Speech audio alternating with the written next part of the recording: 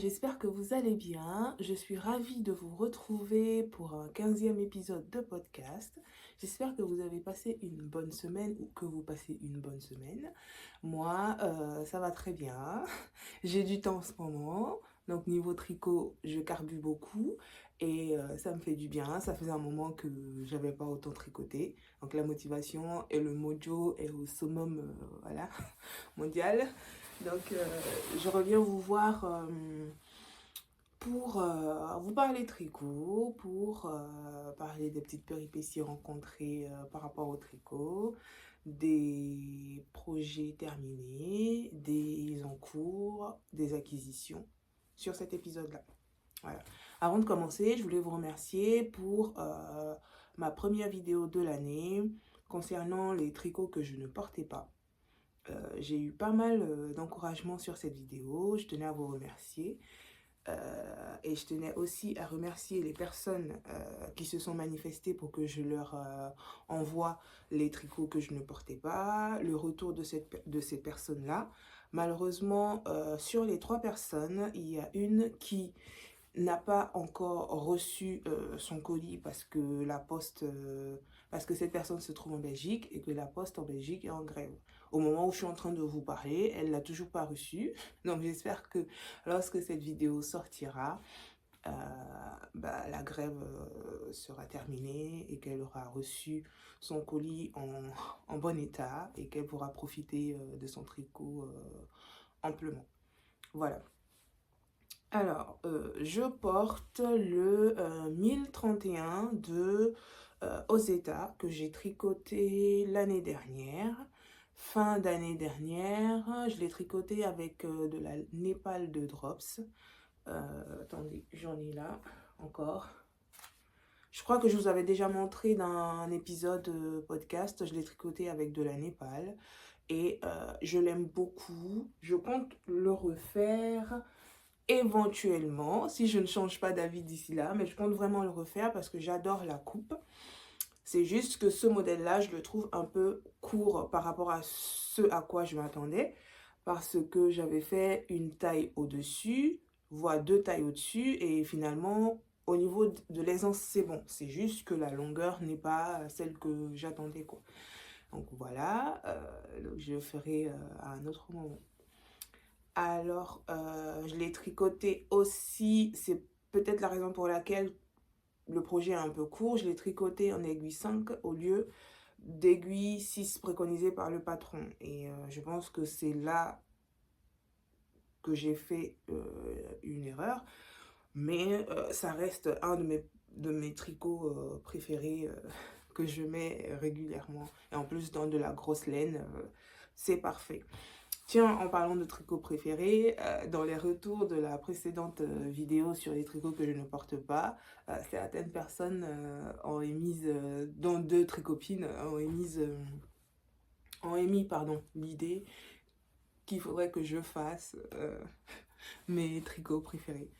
Donc peut-être qu'un jour, je me poserai pour le faire. Mais ouais, on sait jamais. Peut-être que ça viendra. Faut pas que je dise mais, et puis après, je vais le faire. On sait jamais, peut-être que ça viendra. Donc, sans plus tarder, on va passer aux ouvrages terminés. Concernant les ouvrages terminés, j'en ai 4 à vous présenter, dont un que je n'ai pas tricoté. Alors, je vous avais parlé en septembre, je pense, que j'avais envie de tricoter un bonnet et que j'étais en train de tricoter le bonnet Saustre, je crois, de Lucienne Tricotte. Ce bonnet-là n'est toujours pas terminé. Ça reste un encours dormant. Et, et je vous expliquais ma problématique de ne toujours pas trouver le bonnet idéal parce que en raison de mes cheveux, des tresses, des rajouts, voilà. Euh, Finalement, il me fallait beaucoup de profondeur pour avoir un bonnet qui épouse la tête, les tresses, etc.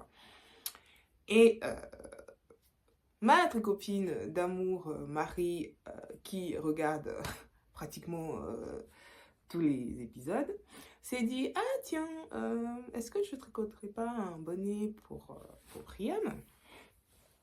Et oui, bien sûr, elle a le temps, elle tricote tellement, elle tricote tous les jours. La dernière fois, elle m'a fait une vidéo de ce qu'elle est en train de tricoter. Je lui ai dit, j'ai l'impression qu'elle est en train de préparer une thèse sur le tricot, le tricot, les laines, etc. Tellement qu'il y en avait, quoi. Mais elle adore ça, c'est son passe-temps, c'est vraiment son passe-temps. Elle peut pas s'en empêcher.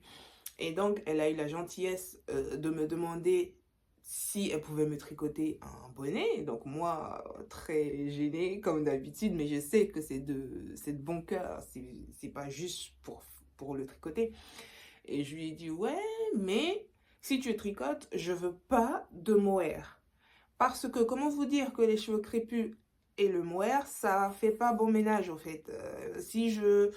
C'est pour ça qu'en ce moment, j'ai toujours pas tricoté la capuche au lit d'Atelier Émilie. Vous allez me dire, c'est quoi le rapport? Le rapport, c'est que il y a du mohair dans la composition qu'elle propose. Et moi, je veux pas mettre de mohair parce que si jamais je mets la capuche, au fait, le mohair restera sur mes cheveux. Là, sachant que ce sont des locks, le mohair restera dessus et ça fera comme si j'ai des peluches voilà, partout dans les cheveux. Et ça, j'ai pas envie. Donc, je suis en train de réfléchir à une alternative car j'ai acheté exprès un écheveau pour faire ce projet-là. Je veux voir avec quelle autre possibilité je pourrais tricoter cette capuche-là. Donc, bref. Tout ça pour dire que je lui ai dit très gentil, que c'était très gentil de sa part, elle le sait déjà, et que éventuellement je voulais pas de mohair, mais que je souhaitais avoir un bonnet consistant. Donc c'est soit elle se penchait vers de la DK ou elle se penchait vers de la worsted. Et je savais qu'il y avait une laine qui était susceptible de me correspondre parce que cette laine-là, elle est assez douce et que je l'ai même acheté il y a quelques temps parce que j'avais envisagé faire la deuxième version de ce pull-là. Il s'agit de la Cascade Yarn. Donc je lui ai dit, bah, il y a la Cascade Yarn qui se vend sur laine et tricot. Si ça ne te dérange pas, tu peux acheter la laine là-bas. Je pense que tu en auras pour un écheveau, voire deux au maximum. Comme c'est de la worsted, ça devrait aller, tout ça. Donc elle a dit, pas de problème, en fait. À peine je lui ai dit laine et tricot, qu'elle était déjà en train de me dire quelle couleur tu veux. Quelle couleur tu veux. Et donc, j'ai choisi le marron parce que, voilà, tous mes manteaux sont majoritairement marrons. Et donc, c'était pour ça que j'avais commencé le bonnet Sostre la dernière fois avec de la Fiesta marron. Mais c'était un marron clair, c'était pas un marron profond. Et donc, à Noël, ben, j'ai reçu cette beauté-là. Voilà, je vous présente le bonnet Je t'aime. Si je me trompe pas, c'est Je t'aime de Marie-Christine Lévesque. Tricoté en je sais plus. De toute façon, je vous mettrai tout ça dans la barre de description. Et le lien aussi que vous pouvez retrouver sur Ravelry. Elle m'a dit que c'était un bonnet très sympa. En plus, il y a des semblants de torsade un peu comme le bonnet Sostre là. Est-ce que je peux vous le montrer? L'encou dormant. Il est où? Et il est là. Je suis assise par terre aujourd'hui, donc comme tout est par terre, c'est plus pratique. Ouais, c'est à peu près... C'est pas les mêmes motifs, mais ça y ressemble. Et vous voyez, c'est un marron plus profond. Donc lui, il a toujours pas bougé, hein, il est toujours... voilà. Et ce marron-là, il est un peu plus foncé. Mais j'adore, j'aime trop, j'aime trop, j'aime trop, j'aime trop. Et donc, il y a un revers qui est replié sur lui-même. Et moi, lorsque je le porte, je ne vais pas vous le mettre là parce que vu les couettes que j'ai faites avec ces locks-là, ça ne ressemblera à rien. Et moi, quand je le mets, et ça m'a beaucoup servi, en fait, je fais le revers, je le plie au maximum pour que ça m'arrive là, comme ça. Et je trouve que c'est trop beau. C'est trop la classe. C'est trop la classe, ce truc. Et la laine de Cascadian, franchement, c'est une très très bonne laine. Et niveau prix, c'est très abordable, surtout si vous voulez faire des projets avec de la grosse laine. Franchement, sur le site Laine et Tricot, si vous avez envie de grosse laine, bon, c'est pas comme Drops, mais il y a quand même de la qualité et les prix restent quand même raisonnables. Donc voilà, le bonnet Je t'aime, tricoté par ma tricopine d'amour Marie, que j'ai reçu à Noël et que j'ai porté, Dieu merci, parce que comme vous savez que la Normandie, hein, il y a toujours du froid, il y a toujours du vent. Aujourd'hui il fait beau. Aujourd'hui il fait beau, donc j'ai décidé de faire un podcast. Mais il y a une semaine, c'était pluie, vent, pluie, vent. Et moi je me demande si c'est pas une...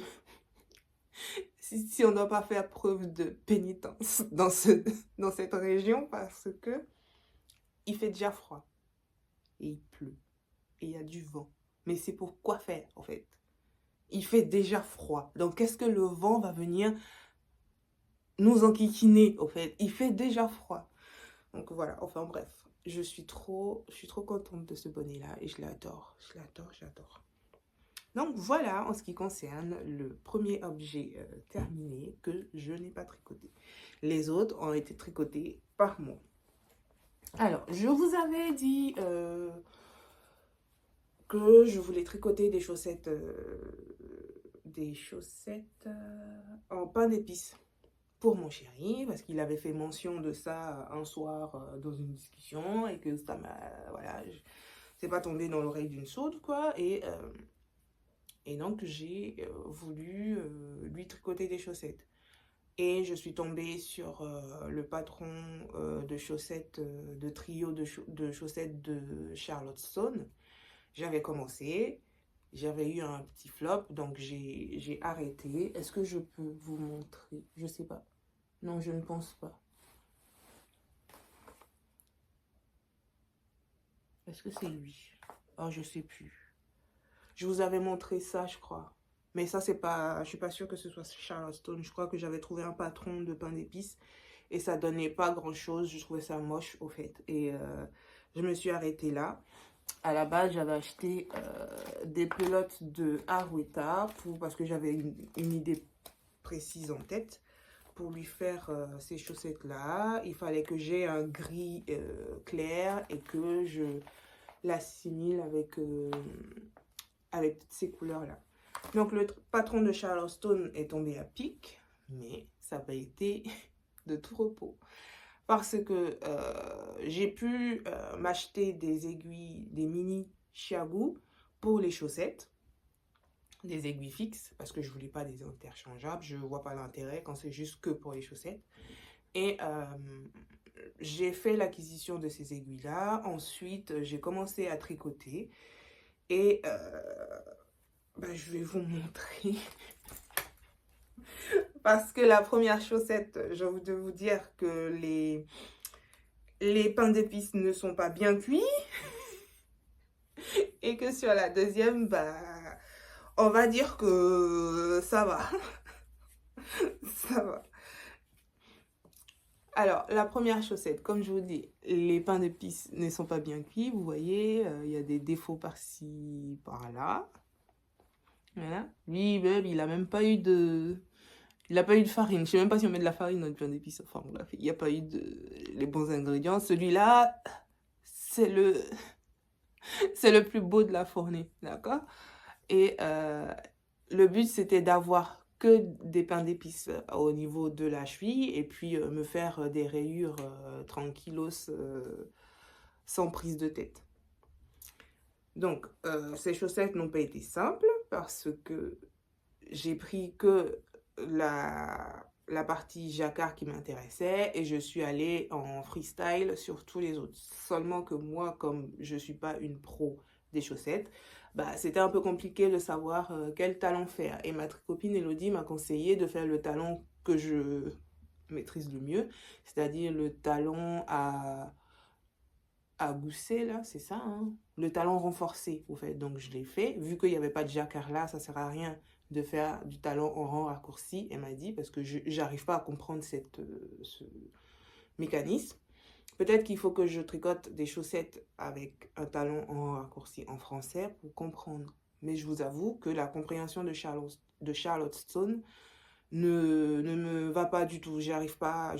Non, c'est pas possible. Donc ça, c'est la chaussette. Première chaussette, un peu avec les pains d'épices pas bien cuits.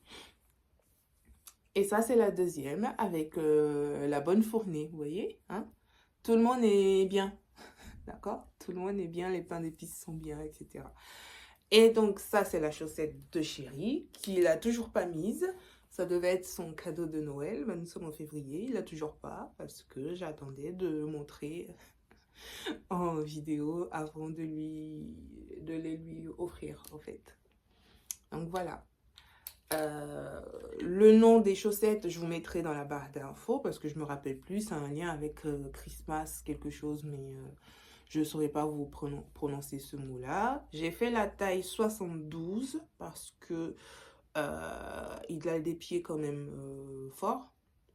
Au début, je voulais faire la taille 64, mais ça passait pas. Je lui ai fait essayer, ça passait pas, donc je l'ai défait et j'ai fait 72.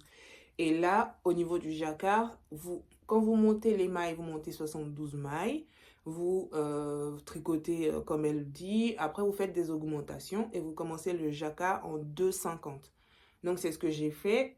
Et au fait, après, on était censé diminuer pour se retrouver aux 72 mailles de départ pour continuer la chaussette et le talon. Mais moi, j'ai pas fait de diminution, au fait. J'ai fait les diminutions une fois que j'ai fini le talon pour être sûr que tout allait bien rentrer là où il faut, comme il faut. Et au niveau de la fin, là, j'ai un peu cafouillé parce que, je vous dis, je suis pas très à l'aise avec les constructions de chaussettes, donc j'ai du mal à comprendre certaines choses. Ceci étant dit, les chaussettes lui vont parfaitement. Il pourra les mettre comme il le souhaite, soit à la maison, soit au boulot. Enfin, ce sont ses chaussettes, hein, il fait ce qu'il veut. Et puis voilà. Donc voilà pour les chaussettes de chéri. Ensuite, deuxième projet terminé. Celui-là, il est en cours lors de mon dernier podcast. Il s'agit du pull de Overloops qui, ma foi, commence à être très très connu un peu partout là. Tout le monde commence à faire un peu ses modèles, etc. Je suis très contente pour elle, grand bien lui fasse parce qu'elle a un sacré talent cette designeuse-là et on voit quelque chose de nouveau. Parce que, comme je vous avais dit la dernière fois, les designeuses font à peu près la même chose. Elle est beaucoup dans le oversize qui me plaît beaucoup et elle a des constructions un peu plus fines, un peu plus délicates et ça joue son rôle quoi. Donc pour faire ce pull là, j'avais utilisé de la laine qui était dans mon stash depuis des années. C'est de la laine de Tôt le Matin Yarns. Je l'avais acheté pour mon anniversaire parce qu'il y a des années, je faisais ça.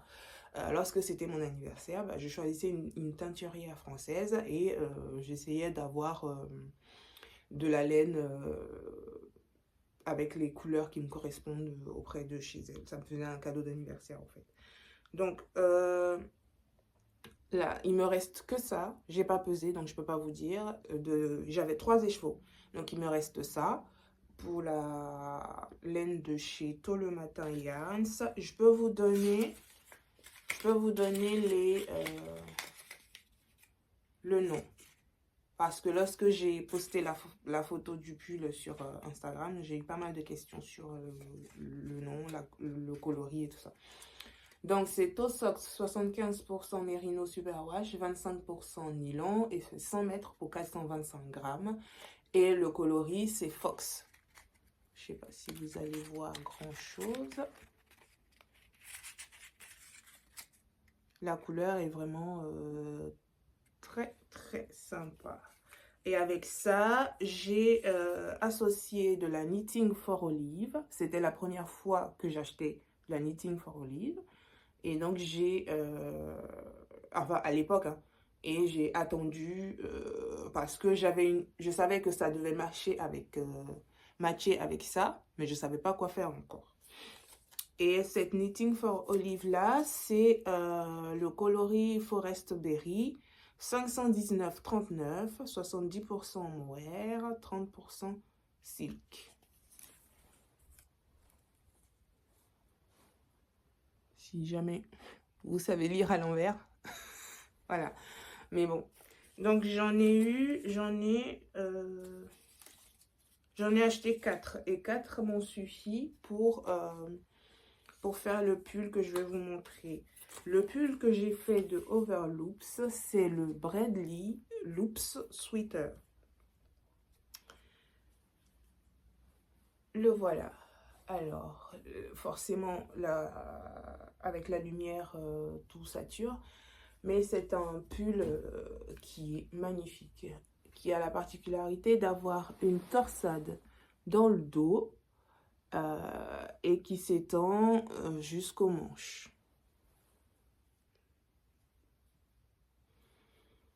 Donc voilà, moi j'ai fait la taille 2, ouais je crois, 2, et les manches sont magnifiques. La longueur des manches, je suis trop à l'aise dedans, j'adore. Et en association, pardon, je cherchais mes mots, il y a une association de torsade et de côte 8-2, je crois, un truc comme ça. Je me rappelle plus, désolée. Avec une, on commence par une bande pour faire la torsade.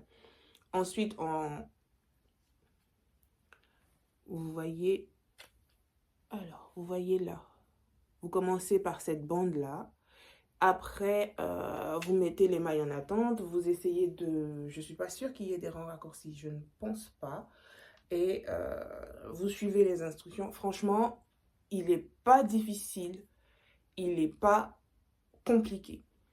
Il faut juste suivre les instructions. Et en plus, sur Ravelry, vous avez des personnes qui ont eu l'intelligence et la gentillesse de faire des photos à chaque étape. Et moi, il y a une youtubeuse pardon, asiatique que je suis assidûment, qui parle de tricot, qui n'a pas fait une vidéo que sur cet ouvrage-là, mais qui tricote et on peut voir à peu près comment elle arrive à faire la construction. Donc, si on est un peu perdu, on peut se baser sur cette vidéo ou sur les photos Ravelry. Mais il n'y a rien de compliqué. Et j'ai mis une étiquette qui m'a été offerte par ma tricopine d'amour, Elodie. Donc, je trouvais que ça allait bien, ça rendait bien, cette étiquette-là, sur cette couleur de laine. Et vous faites, elle vous demande de relever les mailles de façon à ce que vous ayez le dessin là, comme si vous tricotez à l'endroit. Elle vous demande elle vous explique comment faire pour avoir cette distinction là. Et ça vous fait une sacrée différence sur l'ouvrage. Donc voilà, c'est tout ce que je peux vous dire sur cet ouvrage-là, parce que de mémoire, je pense que j'avais déjà un peu parlé de cet ouvrage-là dans mon précédent podcast avec les encours. C'est juste que sur la taille, je ne sais pas si j'ai fait la taille 1 ou la taille 2, mais j'ai l'impression que j'ai fait la taille 2, parce qu'il est bien ample. Et les manches sont bien longues. Les manches, elles m'arrivent là. Je kiffe. Je kiffe. C'est trop beau. C'est trop beau et on est à l'aise. Ça se pose. En fait, il n'y a rien à faire. On porte le pull, il se pose tranquille. Il n'y a rien à faire du tout. Donc voilà, ça fait le 3e projet tricot terminé. Je vais vous montrer le dernier. Et celui-là, je ne sais pas comment vous dire, je l'adore. Je l'adore plus que celui que je viens de vous montrer. Parce que lorsque je tricotais, je me disais, Mais en tant que tricoteuse autodidacte, c'est-à-dire comme vous toutes, hein, on a appris sur YouTube, on a commencé par des petits carrés de point mousse et après on a découvert Filda, après on a découvert le tricot circulaire anglo-saxon, voilà, on a appris avec les vidéos aussi et ça.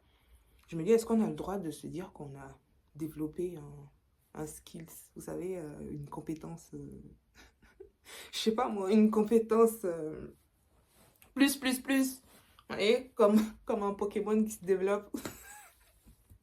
Je sais pas comment le dire, tellement que quand j'ai vu ce modèle-là, je me suis dit, waouh, ça va être trop beau, waouh, ça va être trop beau. En plus, j'avais demandé à Elodie si elle voulait bien tricoter avec moi, mais elle avait trop de choses à faire, donc elle a dit non. En plus, ça va être du jacquard en rang envers, j'ai pas trop envie, etc.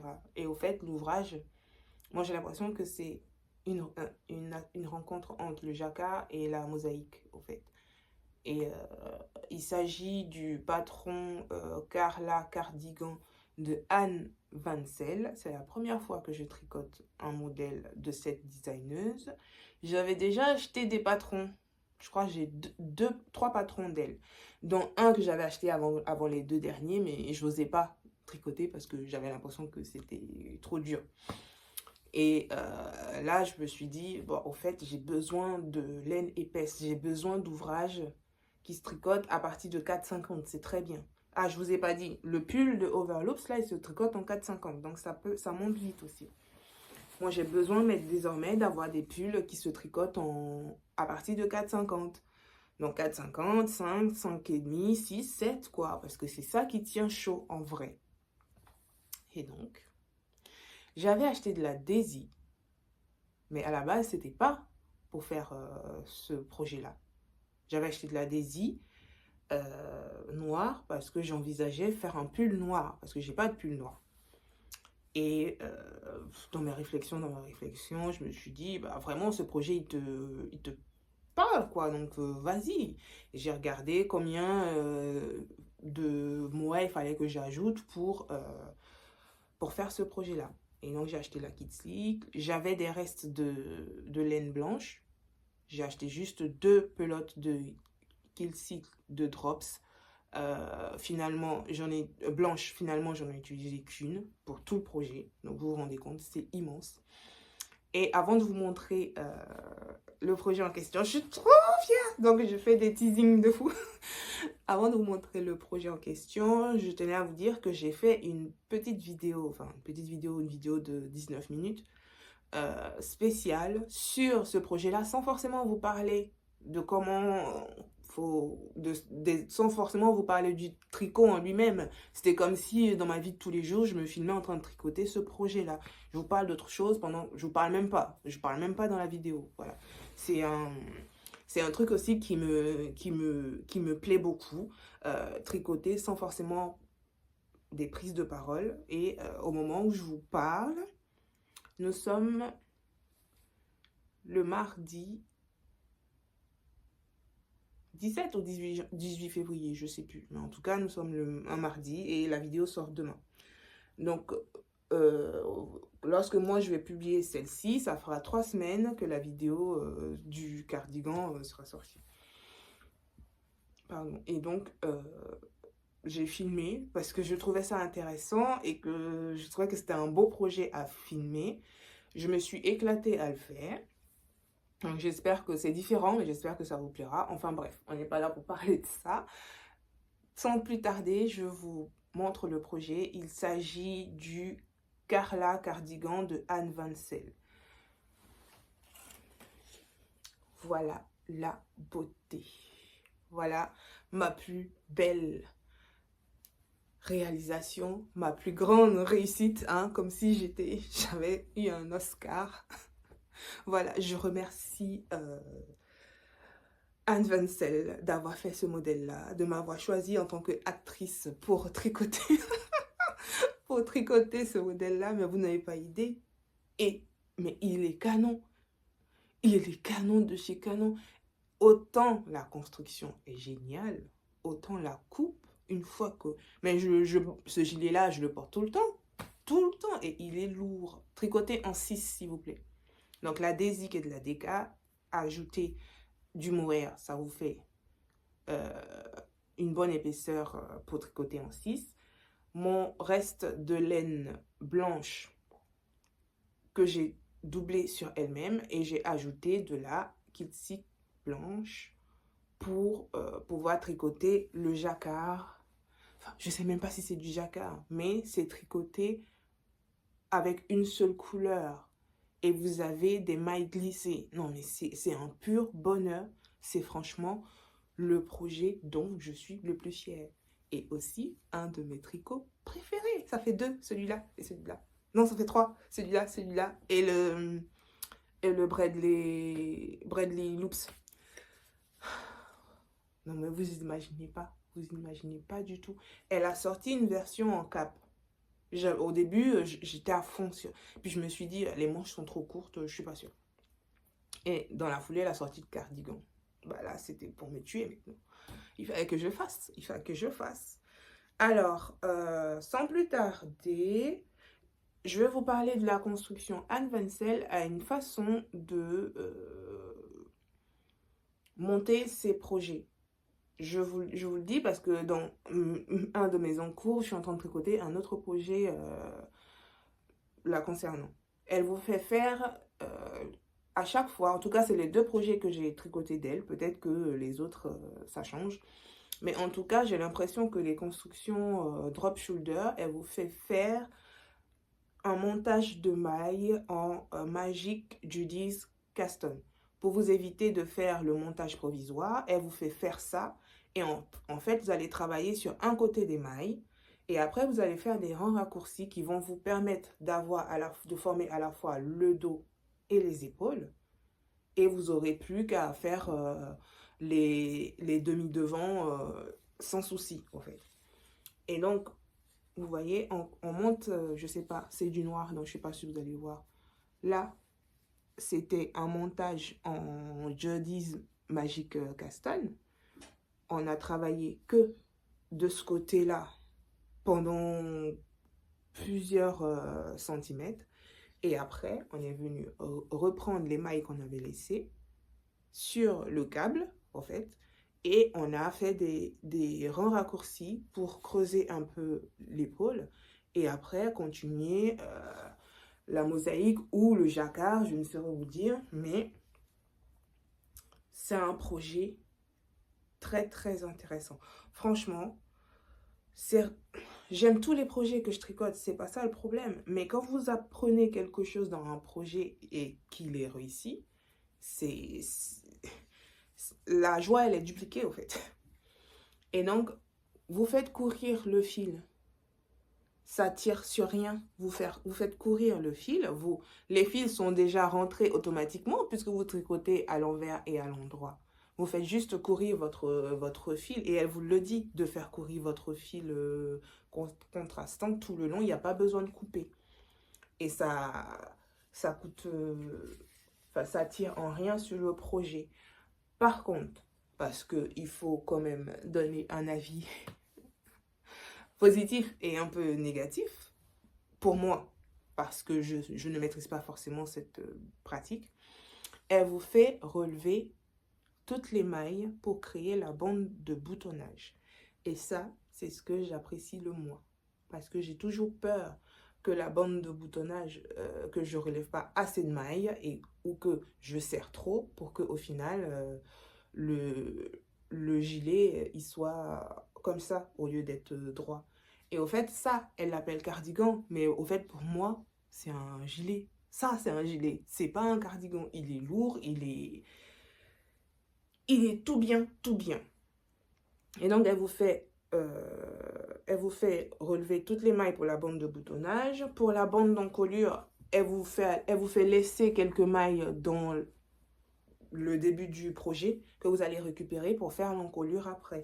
Donc, vous ne relevez pas beaucoup de mailles. Par contre, la bande de boutonnage, ça, vous relevez au maximum. Donc, vous pouvez voir que là, c'est les fils que j'ai c'est le fil que j'ai mal fait courir et qui ressort un peu. Mais franchement, moi, ça me dérange pas du tout. Alors là, pas du tout. Pas du tout, pas du tout. Et pour les boutons, j'avais pris des boutons sur Rascol, qui étaient des boutons marron foncé, genre marron comme le bonnet là, ils étaient bien foncés et moi je voulais cette couleur là. Le problème c'est que c'était pas la bonne taille, ils étaient trop petits. Donc je suis allée, il y a un Eurocouture dans ma ville, donc je suis allée dans ce Eurocouture là et j'ai pris des boutons en bois, des gros comme ça. Il n'y avait que cette couleur là en bois, il n'y avait pas plus foncé. Mais au final, ça ne me dérange pas tant que ça. Parce que j'aime vraiment beaucoup. J'ai bloqué ce projet-là. Je l'ai tricoté, on va dire, en 3 semaines. Parce que c'est des aiguilles 6 et que ça monte, même malgré le fait que ce soit en aller-retour. Je l'ai tricoté en 3 semaines. En 3 semaines aussi parce que je ne travaille pas. Hein. Voilà, soyons clairs. Parce que là, en ce moment, je ne travaille pas. Donc, voilà. Mais je l'ai tricoté, je l'ai bloqué. Il a mis 1 semaine à sécher parce que c'était vraiment très lourd. Et petit conseil, si vous bloquez l'adhésie, qu'elle soit... Moi, j'ai fait le choix de mettre du mohair dans l'adhésie parce que les retours que j'avais eus, c'est que l'adhésie était feutrait beaucoup. Et comme c'est une laine non superwash, elle, voilà, elle est assez fragile. Et moi, je vais la protéger. Donc, pour la protéger, rien de mieux que du mohair, en fait. Donc, moi, j'ai rajouté du mohair. Et elle a mis 1 semaine à sécher par le fait qu'elle était lourde et que c'était un gros projet, ample, etc. Et puis, il faisait pas super beau. Donc, voilà. On pouvait attendre des jours et des jours. Les projets ne séchaient pas. Et au moment du séchage, pardon, moi, j'avais peur que ma bande de boutonnage soit pas droite, au fait, en bas. Mais au fait, j'avais mis ma peur sur un truc qu'il fallait pas. Parce que la petite catastrophe est arrivée sur les manches. Dans le patron de Anne Wenzel, elle vous donne 2 possibilités, une version courte, une version longue. Et moi, il était hors de question que je fasse la version courte parce que je me disais, mais non, je suis trop grande, il me faut une version longue, comme ça, je suis bien dedans, voilà. Et donc, j'ai opté pour la version longue, à la fois pour le corps et pour les manches. Et pour les manches, quand le projet a séché, je l'ai essayé, et bien les manches, elles étaient comme ça. Comme ça. Voilà. Les manches étaient là comme ça. Je me suis dit, je vais retrousser. On ne sait jamais, ça peut le faire si je retrousse. Ben, je retroussais. Les manches, elles étaient comme ça. J'étais voir derrière, je me suis dit, oh là là, mais je vais jamais m'en sortir avec les manches. À chaque podcast, à chaque fois, je vais leur dire, j'ai eu un problème de manche, j'ai eu un... Non, mais il faut arrêter. Faut arrêter. Hein. Donc, enfin, bref. J'ai pris mon courage à 2 mains. Je me suis dit, tu le fais, sinon, le projet va rester... Voilà. Et puis, comme je vous disais, j'étais en train de faire une vidéo là-dessus, donc je voulais qu'elle sorte aussi, cette vidéo-là. Je me suis dit, je pense que c'est là que j'ai fait, si on peut dire ça comme ça, hein, que j'ai fait preuve de résilience. Parce que, comment vous dire que la Priam d'avant, là, elle aurait jeté le projet là-bas, basta, je monte un autre truc, et puis... Non, non, non, là, je me suis dit, on fait preuve de résilience, on fait preuve de maturité, on regarde des tutos pour savoir comment est-ce qu'on peut faire.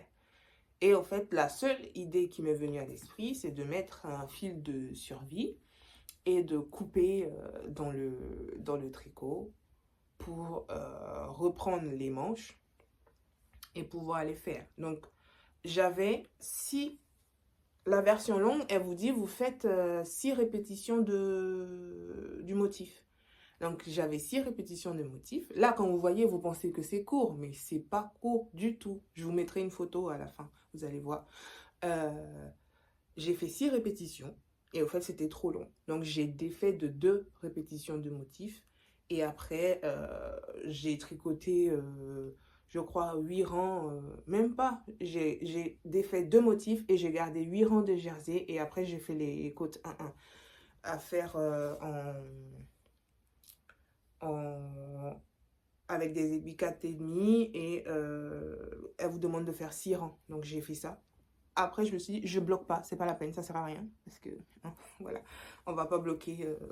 Sinon, encore, ça va traîner, ça va arriver sur mes pieds, c'est pas la peine, je veux pas. Donc, j'ai coupé, j'ai laissé, j'ai retricoté juste les côtes. Et je me suis arrêtée là. Donc, j'ai fait la taille 2 pour avoir de l'aisance, pour être à l'aise. Et vraiment, ce gilet-là, je pense que vous allez le voir tout le temps. Enfin, à chaque fois que je ferai une vidéo, je pense que je mettrai, sauf s'il fait super chaud, mais c'est le meilleur projet que j'ai réalisé de toute ma vie.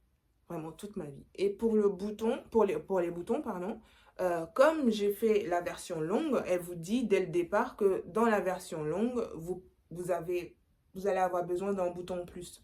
Au total, il vous faut 7 boutons. Donc, si vous faites la version longue, vous devez avoir 8 boutons. Mais elle vous indique, hein, c'est pas à vous de vous débrouiller pour faire les boutonnières ou quoi que ce soit. Elle vous le dit. Il y a la version courte, vous avez toutes les explications. Il y a la version longue, vous avez toutes les explications aussi. Donc voilà, et moi, ma crainte était forcément sur, je vous disais, la bande de boutonnage parce que je ne suis pas très à l'aise dessus et j'avais l'impression, enfin, j'ai toujours l'impression que ça rebique un peu, mais franchement, il n'y a pas mort d'homme, je l'ai porté ce week-end, c'était parfait. Qu'est-ce que je peux vous dire d'autre? Les manches. Dans la construction, en principe, c'est un drop shoulder. Donc, on a juste à relever les manches et puis à tricoter et faire des diminutions. Là, on n'a pas de diminution. On relève les manches en fonction de la taille qu'on a choisie. Elle nous demande de faire des rangs raccourcis. On fait les rangs raccourcis dès le départ. Là, ici, on fait les rangs raccourcis. Et après, on passe au motif comme indiqué. Et je crois que après le premier motif, elle nous fait faire encore des rangs raccourcis. Et après, plus rien. Donc, vous voyez, c'est pour ça que vous avez comme un angle, comme une sorte, là, ici, comme un angle qui est un peu penché. Donc, voilà. C'est ma beauté, c'est mon enfant, voilà, je suis fière. Je suis fière de celui-là. Voilà, pour les projets, les ouvrages terminés, j'en ai pas d'autres. On va passer désormais aux encours. Avant de passer aux encours, j'ai oublié de vous dire combien de laine Daisy j'ai utilisé pour faire le gilet de Anne Vansel. Donc, je vous avais dit qu'à la base, j'avais acheté de la Daisy pour faire un pull noir. Donc, moi, pour me faire un pull, il me faut 1200 mètres. Et j'avais 1200 mètres de Daisy. Mais pour faire ce gilet-là, j'ai fait ça. J'ai utilisé 1, 2, 3, 4, 5, 6, 7, 8. Sachant que ça fait 110 mètres la Daisy. On va calculer. Parce que les calculs mentaux et moi, c'est hein. Voilà, sauf si c'est l'argent. Si c'est l'argent, là, je calcule tout de suite, si vous voulez. Donc, 110 multiplié par 8. Bah oui. Je vous ai dit 8. 8 et demi. Parce que la troisième, bah, je l'ai un peu... Enfin, la neuvième, je l'ai un peu utilisée. Donc, à peu près 900 mètres pour faire ce gros gilet-là. Donc, en plus, c'est un patron qui consomme pas beaucoup de laine. Et pour la Kitsik noire, j'en avais 1, 2, 3, 4, 5, 6, 7. Et j'ai utilisé que 4. Et franchement, j'avais de la Kitsik blanche. J'avais pris 2 parce que je pensais, comme il y avait du jacquard, que ça allait, voilà. Finalement, j'ai utilisé qu'une seule pelote de blanc. Donc, c'est parfait. Niveau prix, je vous dis ça, je vous dis rien. Voilà. Donc, maintenant, passons aux encours.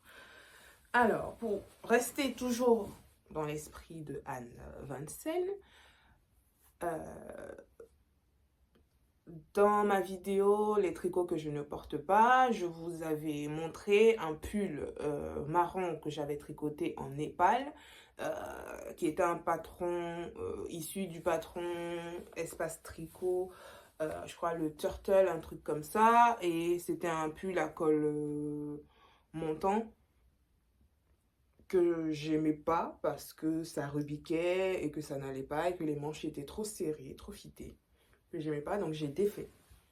Et au fait, quand j'ai défait, je me suis dit, j'ai pas beaucoup de quantité pour me refaire un pull super ample, en fait, un pull, voilà, un peu dans ce style-là.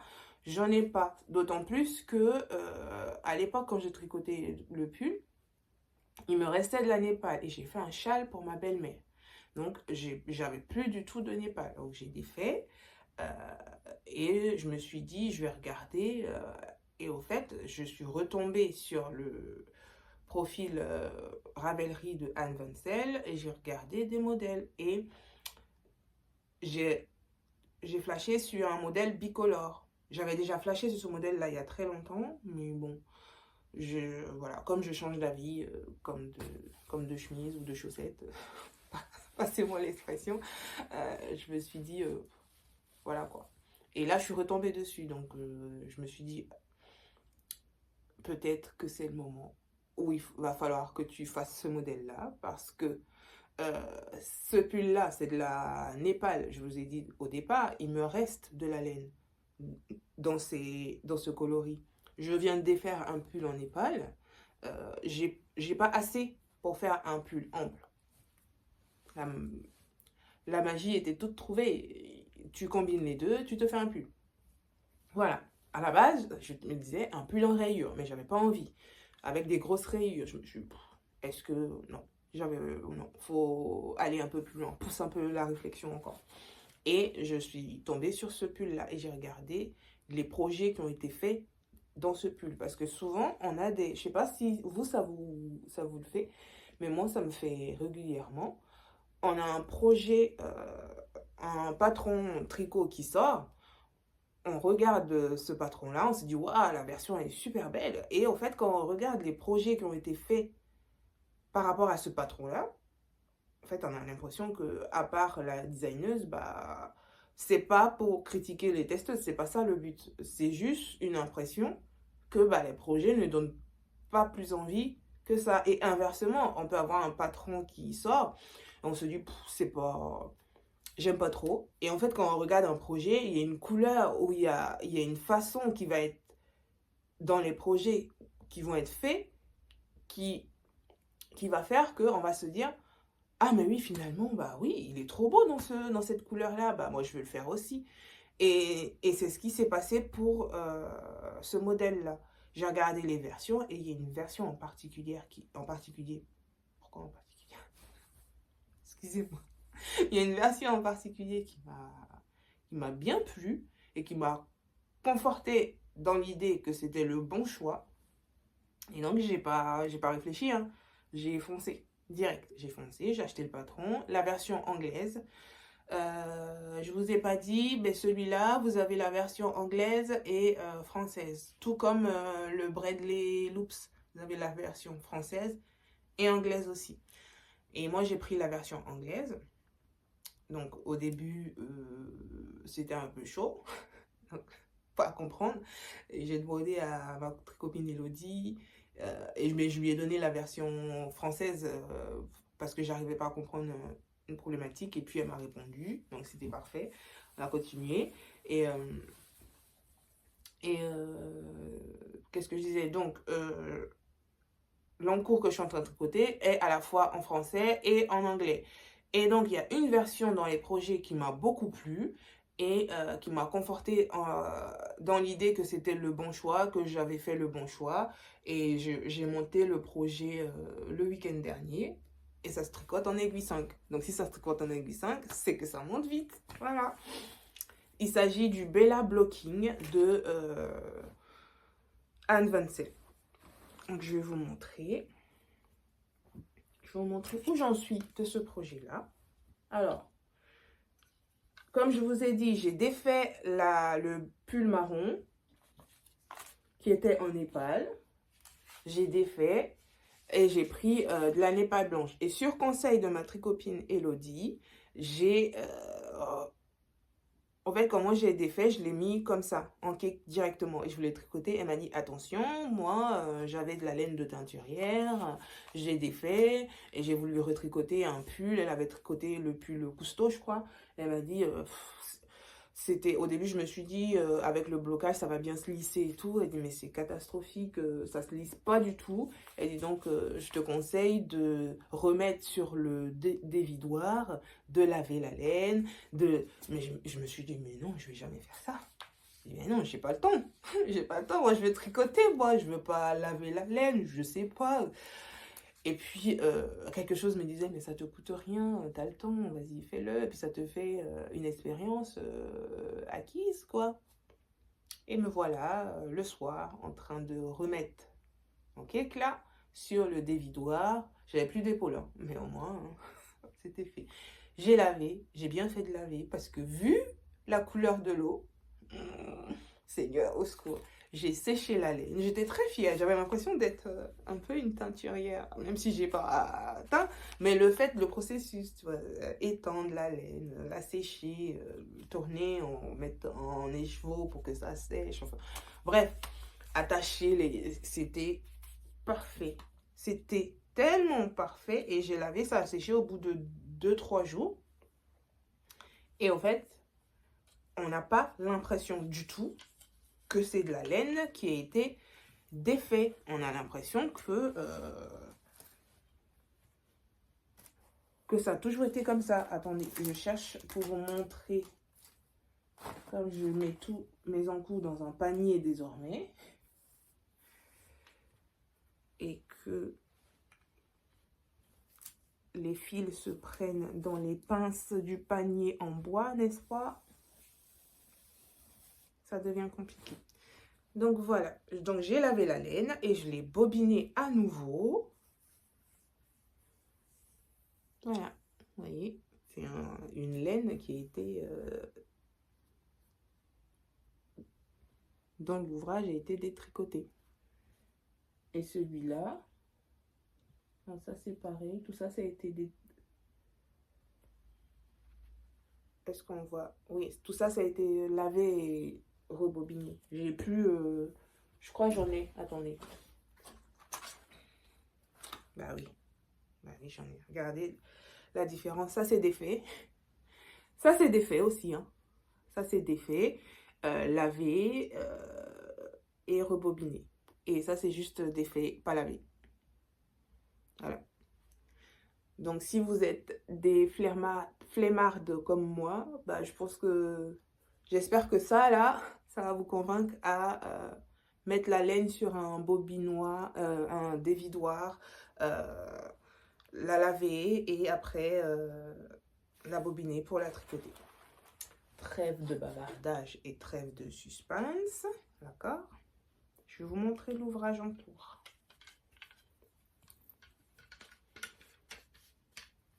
Il est là, mon Bella Blocking, que j'adore. Il se tricote en aiguille 5. Ça, je pense que je vous l'ai déjà dit. Et au fait, vous avez juste un petit jacquard à faire cette fois-ci. Enfin, c'est un jacquard en aller-retour. Mais c'est un tout petit. Vous avez la même façon de montage de mailles. Donc, c'est le Magic Caston, Jordi's Magic Caston que vous faites. Ça, je l'ai fait en une soirée parce que je voulais voir ce que ça donnait. Pour savoir si c'était le bon choix de mettre le blanc en haut et le marron en bas. Donc voilà, là il me reste à finir le corps. Et au fait, dans le patron, vous faites la manche de la première couleur. Et à la fin de la manche, vous répétez le motif qui est là, dans cette couleur-là, dans votre couleur contrastante. Et j'aime beaucoup. J'aime beaucoup, beaucoup, beaucoup. Ah oui, il faut que je vous parle de ça, mais je vous parlerai de ça tout à l'heure. Du Progress Keeper. Donc voilà, j'ai fait dans la taille 2. Vous commencez par, donc je vous ai dit, un montage en Magic Jordis Gaston. Vous récupérez les mailles du haut de l'aiguille. Quand vous faites votre montage, là, vous laissez celle du bas en attente sur le câble. Vous tricotez, comme elle vous dit, on a les retours. Et après, vous allez faire des rangs raccourcis. Ça tombe bien, comme c'est du blanc, les rangs raccourcis sont un peu plus prononcés là-dessus. Donc, vous le voyez bien. Vous faites des rangs raccourcis pour vous former le dos et les épaules. Et après, vous allez récupérer les mailles qui sont restées là. Vous allez récupérer au fur et à mesure pour faire vos demi-devants, faire des rangs raccourcis encore. Et après, lier les mailles en montant des mailles pour créer l'encolure. Et puis, votre row de pull est formé. Et après, vous passez aux instructions pour le jacquard. Donc là, il faut que je tricote la couleur marron jusqu'à 57 cm parce que je veux qu'il soit bien long, normal quoi. Et après, je ferai l'encolure et puis je passerai aux manches. Et je pense que sur les manches, vu l'épaisseur, là, je pense qu'on va faire des rangs raccourcis aussi. Donc voilà, c'est très simple. Franchement, c'est un ouvrage très simple. Il n'est pas plus compliqué que le gilet. Il est très facile. Moi, je dirais débutant compatible. Parce que la grille de jacquard, c'est juste 6 rangs. Hein, et puis voilà. Il n'y a rien d'autre à rajouter. Voilà, c'est tout ce que je peux vous dire. Si jamais, je peux juste vous donner le coloris du blanc. Parce que le marron, je ne me rappelle plus. Donc, le blanc, c'est 89,15. Et le marron, bah, je pense que c'est le seul marron qu'il y a en Népal chez Drops. Que vous pouvez voir. Donc, voilà pour le premier en cours. Qui est le Bella Blocking de Anne Vancel. Il y a plusieurs versions, et moi c'est cette version-là qui m'a beaucoup plu. Il y a une dame qui a testé dans les mêmes couleurs. Elle avait du mohair, elle, rajouté. Mais voilà, ça se fait en aiguille 5.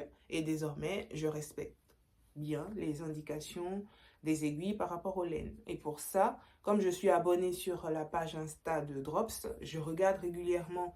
Souvent, ils font régulièrement des compositions d'échantillons avec plusieurs combinaisons de laine en vous indiquant quelle taille d'aiguille utiliser. Et c'est avec ça que je me sers, parce que je vous ai dit, désormais, les achats de laine, là, c'est très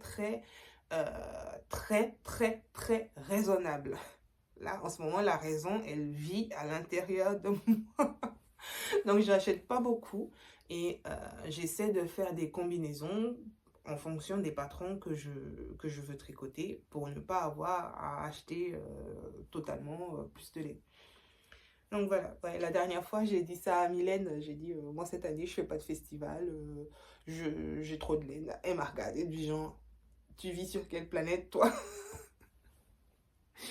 Tu vis sur quelle planète? Elle dit bah on n'a jamais trop de laine. J'ai dit non, j'ai trop de fingering et de mohair. Elle dit oui bah et alors? Ça t'empêche pas d'en racheter encore? Donc voilà. Mais je lui ai dit, mais non, moi j'ai ma maison à acheter, donc je vais arrêter d'acheter de la laine. Elle était morte de rire, mais c'était trop marrant. Elle m'a regardé, j'ai en l'air de dire, t'es tombée dans les vapes, tu sais pas où t'habites ou quoi? Mais bon, on verra si je tiens cette petite résolution-là sur toute l'année. En tout cas, j'essaie de m'y tenir. C'est tout ce que je peux vous dire pour le Bella Blocking de Anne Vancel. On va passer au second en cours parce qu'il n'y en a que 2. Actifs, hein, on ne parle pas des dormants. Voilà. Il y en a 2 actifs que je mets dans le magnifique sac à projet de Laura de laine poudrée. Je l'aime. C'est tout couleur, c'est matchy, c'est les mêmes. Voilà, c'est la même. C'est une ambiance cosy. Voilà, que j'aime beaucoup en tout cas. Donc voilà, le second projet, en ce moment, c'est mes 2 designeuses préférées qui sont sur mes aiguilles. Je sais pas pourquoi. Si vous aussi, vous avez ces tendances-là. C'est un autre projet de Overloops. Elle a sorti la version en pull avec un col roulé, des torsades que tout le monde a fait pratiquement à sa sortie. Il est beau, voilà, mais sans plus pour moi. Sinon, il est beau. Et là, elle est en train de le décliner en plusieurs versions, dont une en pull sans manches ou dans la prononciation anglo-saxonne en slip-over. Et ça tombe bien parce que des slip-over, j'en ai deux. Il me fallait un autre avec une petite différence.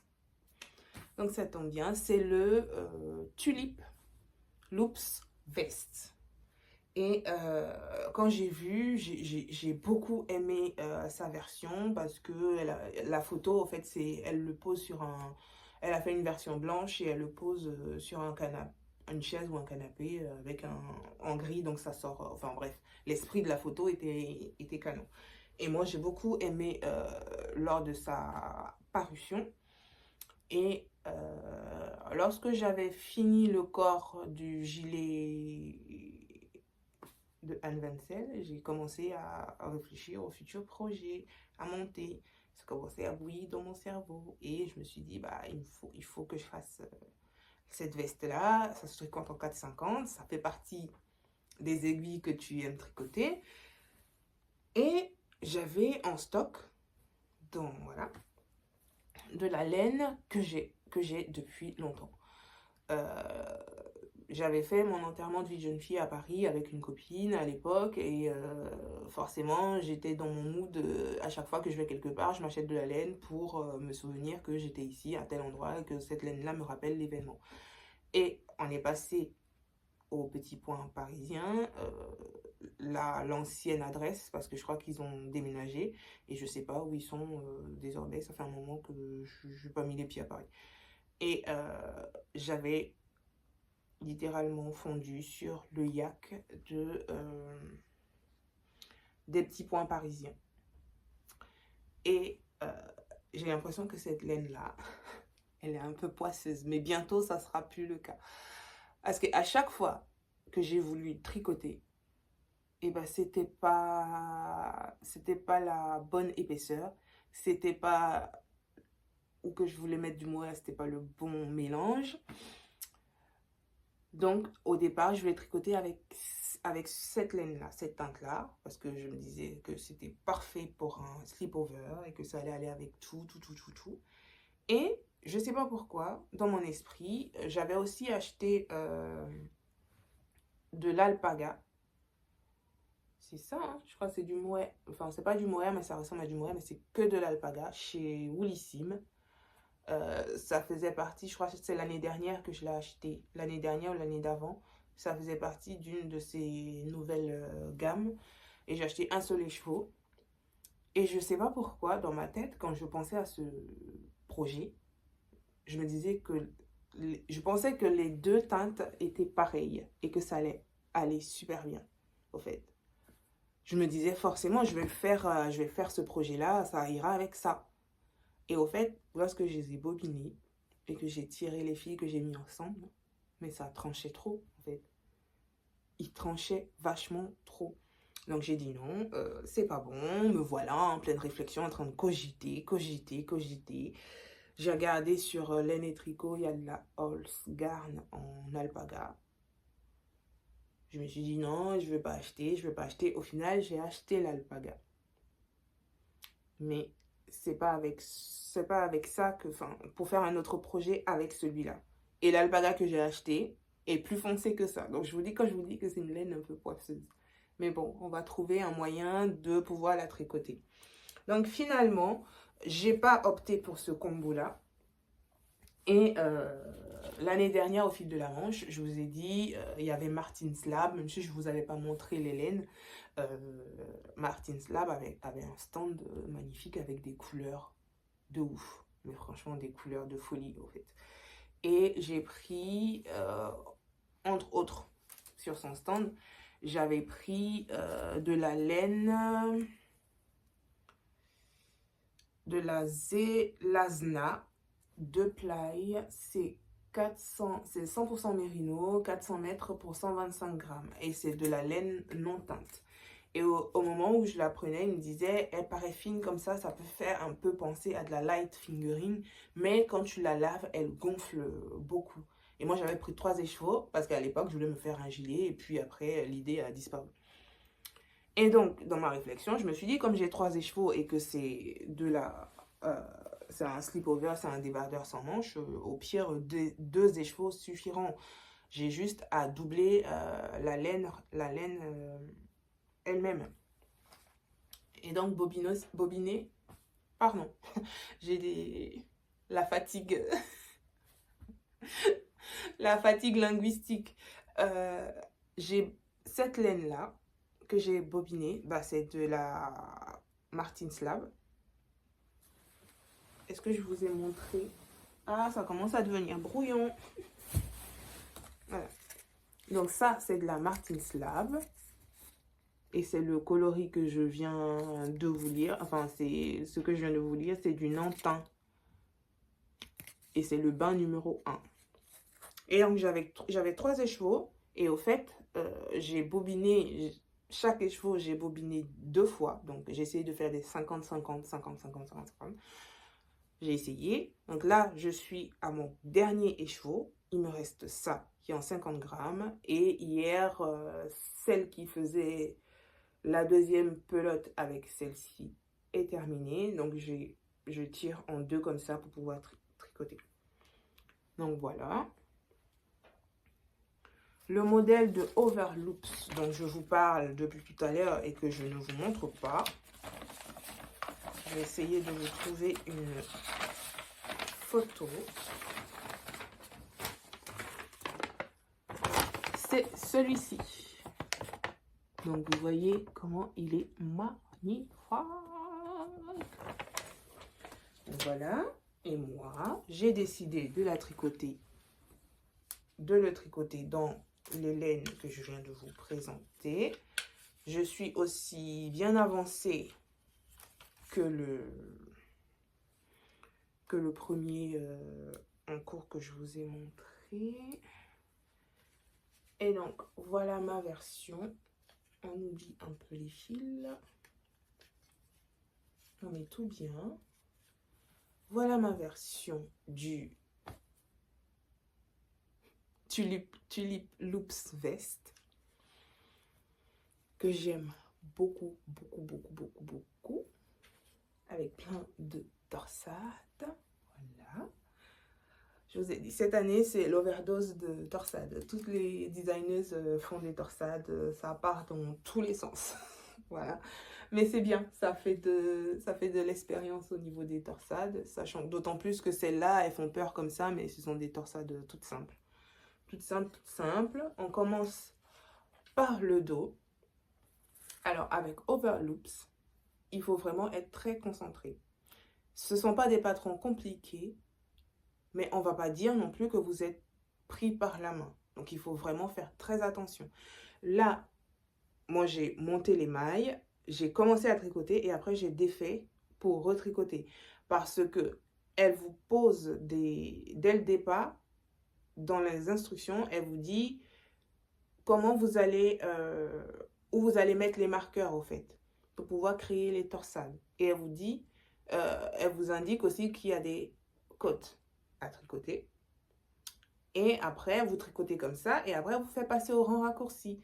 Mais pendant qu'elle vous fait passer au rang raccourci, elle vous dit tricoter. Mais elle ne vous dit pas tricoter les mailles comme elles se présentent.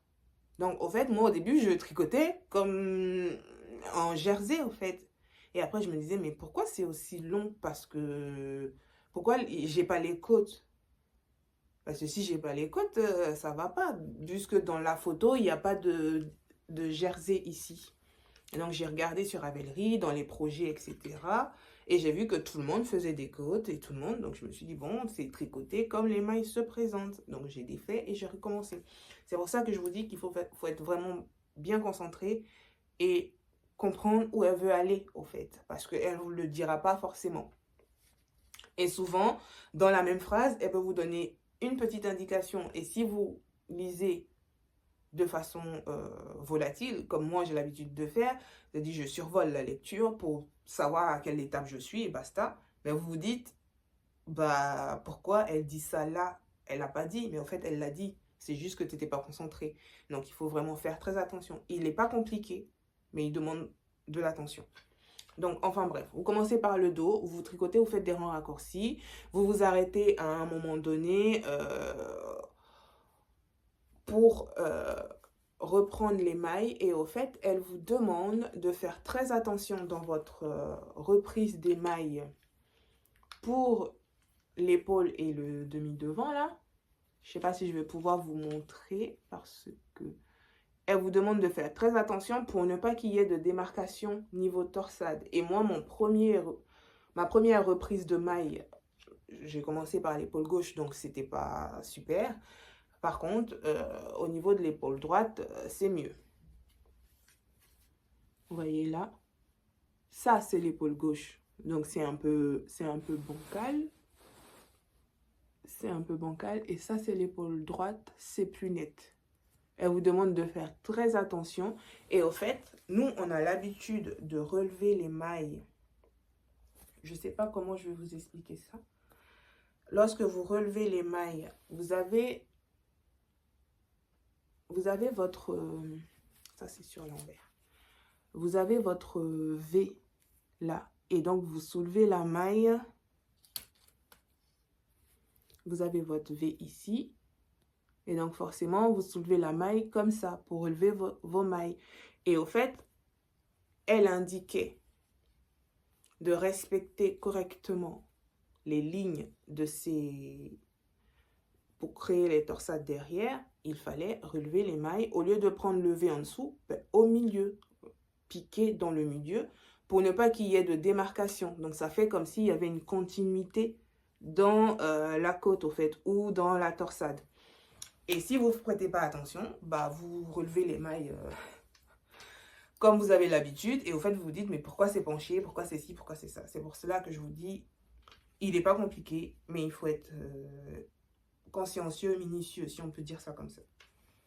Donc, moi, j'ai fait la taille 1 parce que je veux qu'il soit bien. Je veux pas qu'il soit loose parce que les slip-over, quand ils sont un peu loose, ça devient bizarre. Surtout quand il y a des motifs.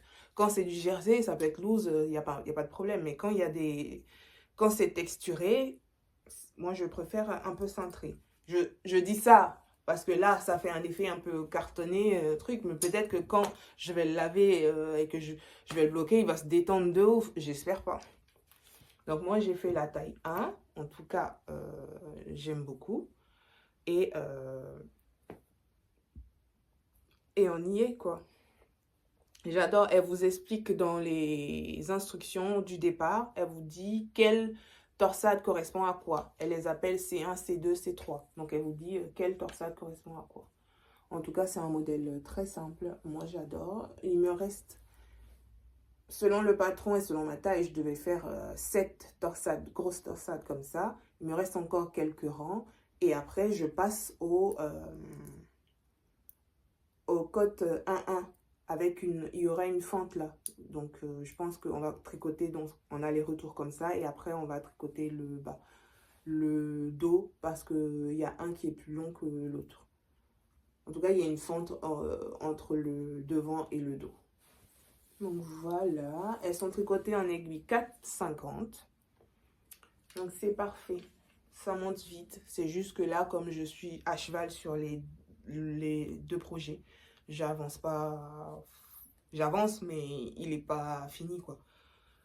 Donc voilà, je suis pas monoprojet. Donc c'est pour ça que ça prend du temps. J'espère que dans mon prochain podcast, je pourrai vous montrer les 2 projets terminés. Voilà. Voilà, en ce qui concerne les encours. J'ai beaucoup parlé aujourd'hui, ça va faire une longue vidéo pour le bonheur de je sais pas qui, on va pas dire son nom. Donc voilà, on va passer aux acquisitions et je vais vous expliquer comment, pourquoi.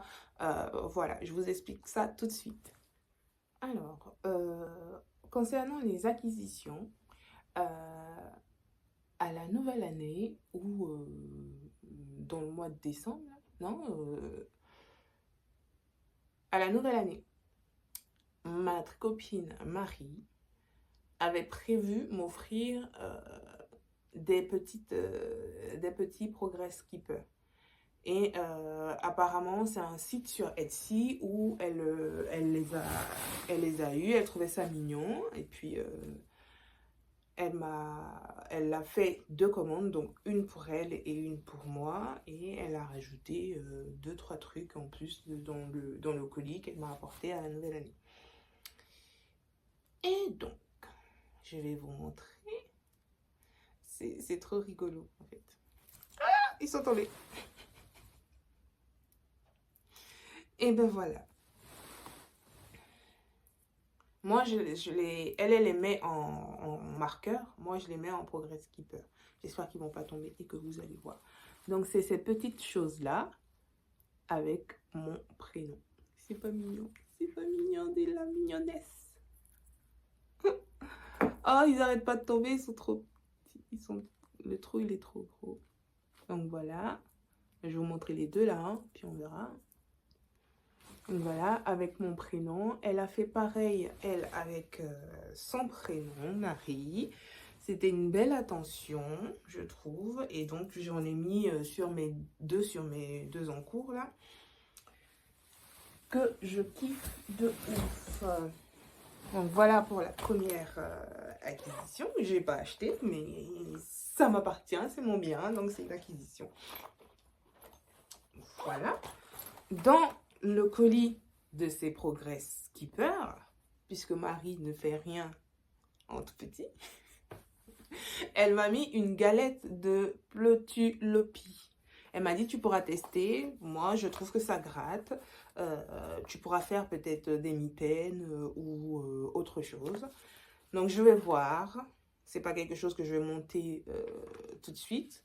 Mais je vais faire des recherches. Je vais regarder par-ci, par-là. Et puis, je vais... Donc, elle m'a offert ça. Une galette de Pleutulopi. C'est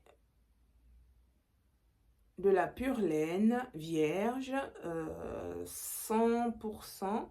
Ouais, parce que ce que je viens de dire, c'est de la pure laine vierge, pardon. Je suis en train de dire en même temps 100 grammes pour 300 mètres. Donc, on va dire DK, non? DK, elle est très fine. Et je crois que c'est celle qui se casse facilement, là, dont les tricots, les podcasteuses à l'époque parlaient. Moi, je suis très contente d'avoir reçu ça. On verra si ça fait mitaine ou si ça rentre dans quelque chose d'autre. Mais en tout cas, c'est une très belle attention. Donc, ça vient de Marie. Ainsi que les Progress Keeper. La vidéo dans laquelle j'ai montré les tricots que je ne portais pas, j'ai envoyé gratuitement les tricots aux personnes qui se sont manifestées parce que pour moi c'était normal. Pour moi, je voulais m'en débarrasser, donc c'était plutôt que de donner à Emmaüs, si une tricoteuse veut l'avoir, bah, elle peut l'avoir. Auquel cas je serais encore plus rassurée d'offrir ça à une tricoteuse. J'ai du mal à parler, pardon. Je serais fière d'offrir ça à une tricoteuse parce que je suis sûre qu'elle prendra soin du vêtement. Parce que tout le monde ne tricote pas et tout le monde ne sait pas comment entretenir le tricot. Donc, moi, je l'ai fait volontairement, comme je vous l'ai dit, gratuitement. Ça allait de soi, voilà. Et en fait, les personnes, je parle des deux, les 2 personnes qui ont reçu les colis, les 2 personnes qui sont en France, parce que la 3e elle est en Belgique et il y a la grève, donc on ne sait pas comment ça va évoluer, mais en tout cas, on espère qu'elle va recevoir son colis. Les 2 personnes qui ont reçu le colis en France m'ont fait des cadeaux de fou malade. Franchement, je ne l'ai pas fait. Je n'ai pas fait la vidéo pour ça. Je ne m'y attendais pas non plus. Limite, j'étais presque gênée de dire oui. Je crois que j'ai refusé 2 fois. Et les 2 m'ont dit, mais non, ça nous fait plaisir. J'étais... j'en ai parlé à mon chéri, j'en ai parlé à ma très copine Elodie. Ils ont dit, ben non, c'est de la gentillesse, tu prends. Et au fait, ça confirme que les passionnés de tricot ont vraiment de la bienveillance en eux, au fait. Et donc, pour conclure sur ces histoires d'acquisition, je peux vous montrer qu'un seul colis, parce que le second n'est pas encore arrivé, il est en cours. Je pensais qu'il allait arriver aujourd'hui pour vous montrer les deux en même temps, mais c'est pas grave, ça fera un autre sujet pour un autre podcast ou un autre vlog, enfin bref, une autre vidéo, quoi. Dans celui que j'ai reçu, c'est celui de Claire, à qui je fais un gros coucou et à qui je dis un immense merci. Je lui ai déjà envoyé un message, je lui ai dit merci. Et là, je tiens à lui dire de manière officielle un grand merci. L'attention m'a beaucoup touchée. Elle m'a offert un bon d'achat sur Kalidou et je devais prendre ce que je voulais. Ça tombait bien puisque j'ai eu un coup de cœur sur le dernier châle de Andrea Mori, qui est très connu. Je vous apprends rien sur la designeuse. J'ai jamais tricoté rien sur le côté de modèle venant d'elle. Mais je me suis dit, vu comment je suis en train de développer des compétences dans le tricot, pourquoi pas aller tenter les choses. Mais sincèrement, ce patron-là m'a beaucoup plu. Je l'ai mis dans mes favoris et j'ai fait des tests. Parce que maintenant, je suis consciencieuse dans le tricot. J'ai fait des tests pour savoir quel coloris je voulais. Sachant que dès le départ, c'est son coloris à elle qui m'attire. Avec une dominance noire et des couleurs blanches, grisâtres, marron. Elle a pris de la Spin Cycle, je crois, une laine américaine super chère. Là. Moi, je ne vais pas aller là-dedans. J'hésitais entre la Zauber Ball. Finalement, non. J'avais reçu ça l'année dernière à mon anniversaire de la part de Lily sur un fil. J'avais reçu ça et au fait, lorsque j'ai fait la commande via le bon d'achat sur Kalidou, je savais exactement ce que je voulais. Enfin, j'avais pas encore fait la commande. Je voulais tester d'abord, mais je voulais avoir cette laine-là dans le châle. Donc, pour ça, j'ai fait des échantillons. Je savais que sur Kalidou, j'allais prendre de la Fiesta, parce que je ne sais pas si vous êtes au courant, mais la Fiesta, c'est une laine canon. C'est une laine... le pire, c'est qu'elle est vraiment pas chère, mais elle a une tenue, un résultat de dingue, comme la Daisy. Malgré le fait que la Daisy feutre, si vous la protégez avec du mohair, vous avez de la laine de qualité. Donc, enfin bref, j'ai fait des tests par rapport au châle de Andrea Mori. Donc, j'avais de la Fiesta marron que j'ai utilisé, enfin, qui fait partie de mon encours de bonnet dormant. Donc, j'ai fait ça pour voir ce que ça allait donner avec le marron. Sachant que, à la base, j'étais portée sur le noir. Mais avec cet écheveau-là, je me disais que comme il y avait du noir dedans, je ne savais pas trop si ça allait pas faire bizarre, en fait. Et j'ai pris mon reste de Daisy en noir et j'ai fait ça. Et là, c'était la révélation. Parce que je trouve trop calme. Mais trop beau, mais trop beau. Voyez, un châle comme ça. Oh ben non, oh ben non. Là, il n'y a pas de discussion. J'ai fait un post sur Instagram et j'ai demandé aux abonnés à leur avis, mon choix allait se porter sur quoi. Il y a une seule qui a trouvé. Tous les autres, ils ont dit marron. Parce que je pense qu'ils adorent la composition marron. Mais moi, j'adore le noir. C'est trop beau si je fais ça. Regardez. Bon, on va faire ça. C'est beau. Non, c'est beau. C'est pas moche. C'est beau. Mais celui-là, il claque. Il claque vraiment sévère. Et j'adore. J'adore. En plus, ça me fait de la belle peau. Ça me fait un glow de fou. Voilà. Et donc, une fois que j'ai fait les échantillons, je me suis dit, bah, je sais ce que je vais prendre. D'autant plus que ça, c'était pour le châle de Andrea Mori. Il y a un pull d'une designeuse dont je vous ai déjà parlé il y a peut-être 1 an et demi. C'est une designeuse, je crois, coréenne. En tout cas, elle est asiatique. Je ne sais pas si elle est coréenne ou si elle est japonaise. Elle est asiatique. Elle s'appelle, sur Instagram, c'est Soupknit, S2OPS.knit. Et j'avais tricoté un patron à elle qui était gratuit. J'étais tellement surprise de savoir que ce patron était gratuit par l'explication prodigieuse du patron. Que j'ai enregistré pas mal de ces designs sur Ravelry. Et il y a un qui me plaît en particulier. Et cette laine-là, elle se tricote en guépard yarn. Et au moment où j'étais en train de chercher, moi, je pensais que guépard yarn se vendait que sur laine et tricot. Et j'ai découvert qu'il y avait une grosse promo sur Lily comme tout, mais quand je suis arrivée, il n'y avait plus de coloris. Enfin, il ne restait plus rien. En gros, vous avez un coloris, ben, il reste 2 en stock. Et donc, je ne pouvais pas faire le pull.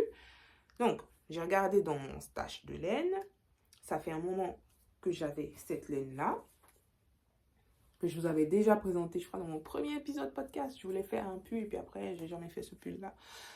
C'est de la Woolissime, c'est de la single. Dans sa base comb, coloris glacier, single fingering, 366 mètres pour 100 grammes. J'en ai 4 comme ça. Et j'avais acheté de la Holzgarn Titicaca. C'est la 100% alpaga. Voilà. Parce que je m'étais dit que si je mettais les deux ensemble, et que je tricotais, je faisais un échantillon, puisque le patron préconise d'être tricoté en bulky, en aiguille 6. Et que si je faisais ça, ça allait être parfait. Donc je regarde dans mon truc, parce que j'ai fait un échantillon. Donc, vu que j'ai 4 écheveaux de ça, on va recommencer, on va se calmer, d'accord? Parce que là, ça part dans tous les sens. Donc, j'ai voulu faire un échantillon pour savoir si il me fallait acheter de la laine ou pas. Enfin, avec le bon d'achat. On est toujours sur le bon d'achat de Claire. Hein. On n'a pas changé de sujet. Donc, j'ai tricoté cette laine-là en double avec l'alpaga. En aiguille 6. Voilà ce que ça donne. Je trouve qu'il est bloqué. Hein. Je trouve qu'il est déjaugé, que ça va pas tenir. Parce que le patron là, il y a des motifs, il y a de la texture et je trouvais que ça allait pas tenir. Donc, dans le bon d'achat de Claire, je me suis dit, je prends une quantité pour le châle et je prends le reste pour avoir du mohair ou de l'alpaga dans le pull en question pour avoir un peu de solidité. Et voici la commande Calibou que j'ai pu faire grâce au bon d'achat de Claire. Voilà. J'ai pris de la Fiesta, bien évidemment. Coloris 10. C'est du noir. Il est un peu plus... C'est du noir un peu plus clair, ouais. Il est un peu plus clair que la Daisy. On va dire ça comme ça parce que, voilà, vous voyez. Je sais pas. Moi, je le trouve un peu plus clair. Et la Daisy est vraiment noir, noir. Donc ça, j'ai pris une quantité, je crois, pour faire le châle, puisqu'il me fallait 800 mètres, je crois, pour faire le châle. Et j'ai pris de l'alpaga silk, coloris 28. Parce que je vous ai dit que j'étais abonnée au compte de Drop sur Instagram et que je cherchais les combinaisons en bulky. Et je suis tombée sur 2 brins de Nord, un brin d'Alpaga Silk tricoté en 6. C'est parfait. C'est ce que le patron préconise, des aiguilles en 6. Donc, c'était bon. Alors, j'ai repris l'écheveau que je vous ai montré là, tricoté en double. Non, tricoté en un brin de cet écheveau-là. J'ai pris l'alpaga de Holzgarn, l'alpaga silk de chez Drops, et j'ai fait mon échantillon. Et il tient très très bien. Il sera parfait, canon, sublime, tout ce que vous voulez. Et il va être super beau. Il va être super beau quand je vais faire ce pull. Il me tarde de le faire parce que j'adore. Et ce pull-là, je vais le surtailler. J'ai de quoi, ça suffit suffisant, donc je vais vraiment le surtailler en espérant que mes manches ne tombent pas à mes pieds. Mais bon, tout ça, ça fait de l'expérience. Donc voilà, j'ai suffisamment parlé. Je pense que la vidéo va être longue, mais très très longue. De toute façon, il y aura quelques photos, pas beaucoup, pour ne pas souffrir au montage. Tout ce dont je vous ai parlé, je vous mettrai les liens dans la barre de description concernant les patrons des objets terminés, les patrons des encours, les laines achetées, reçues, la laine utilisée pour le bonnet qui m'a été offert. Je mettrai tout ça dans la barre de... Voilà, l'épisode s'arrête là. Moi, j'ai été très contente. Je pense que vous avez pu le constater dans ma narration. Et j'adore... Je prends de plus en plus plaisir à faire ça, à beaucoup tricoter et à savoir où je veux aller avec le tricot. C'est génial, franchement, j'adore. J'adore, j'ai l'impression d'être une nouvelle personne, que je développe de nouvelles qualités à chaque fois que je tricote un projet. J'espère que ça vous fait ça aussi. Et si ça ne vous fait pas, j'espère que ça va venir parce que c'est un sentiment merveilleux. Voilà, chers amis, on va s'arrêter là pour aujourd'hui. Et je vous dis à très bientôt. Surtout, prenez soin de vous, faites ce qui vous plaît, prenez soin de vos proches, profitez à fond, tricotez tant que vous pouvez. Il y a une expression en Côte d'Ivoire où on dit « mangez tant que vous pouvez ». Moi, je vous dis « tricotez tant que vous pouvez ». Parce que la vie est belle, parce que la vie est trop courte, faites-vous plaisir. Achetez de la laine si vous voulez, n'achetez pas si vous voulez. Voilà, vous faites ce qui vous plaît. Et je vous dis à bientôt. Je vous fais de gros bisous. Ciao!